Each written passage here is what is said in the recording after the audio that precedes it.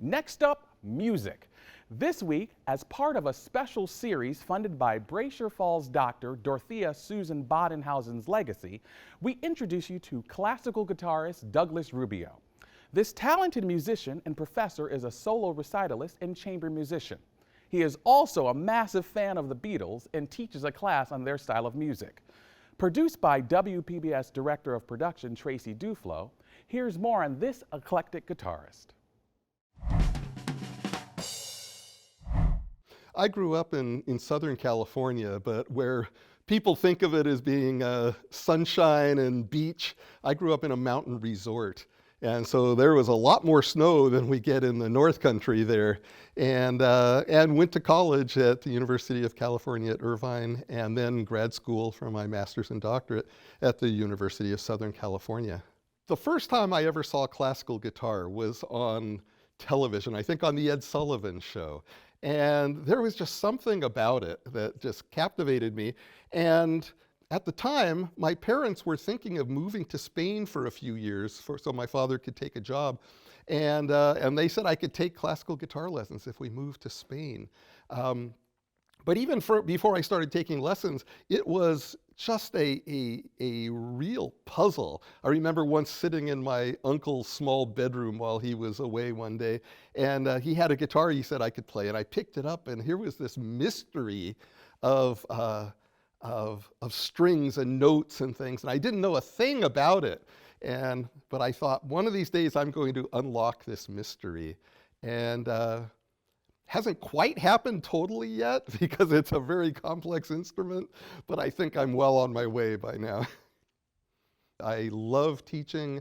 I love working with students at this age group, young adults, and to see them come into the program as freshmen where they're just really, even though they're technically adults, they're still boys and girls. And then in that 4 years to see their development, not just musical development, of course, but just their personal development to graduate. And now they're men and women. And I really love that about my job. So I think I have the perfect job. I get to deal with the greatest music ever written. I get to deal with guitar. And they also let me teach courses in the music of the Beatles, which is my second love after the guitar. There are many students these days who are very excited to find out that we have a course on the Beatles, and sometimes I teach it for non-music majors as a general education course, and other times I teach it for music majors as an upper division music history course, so they can take a class in Beethoven or Bach or the Beatles. And these guys up here now have their arms out or something. Does that mean anything to you guys? And if I find when I teach this online, students will often tell me that their parents are sneaking onto the website that we use and reading all of my materials and kind of watching the class over their kids' shoulders because they're so interested also. Only now that I've gotten older at this, sometimes they tell me it's the grandparents who are doing that rather than the parents.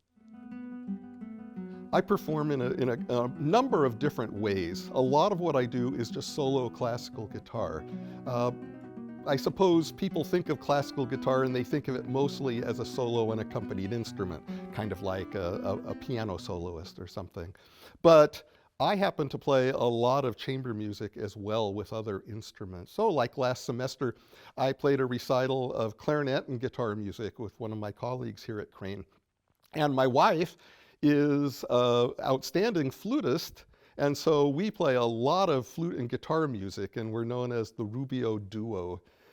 We've been playing together since before we got married, so, but also with a lot of other instrumentalists and singers as well. Classical guitar is one of the great instruments in terms of repertoire because we have repertoire going all the way back from the Renaissance up to the present day. So some of my composers that I like, the English Elizabethan composer John Dowland is outstanding.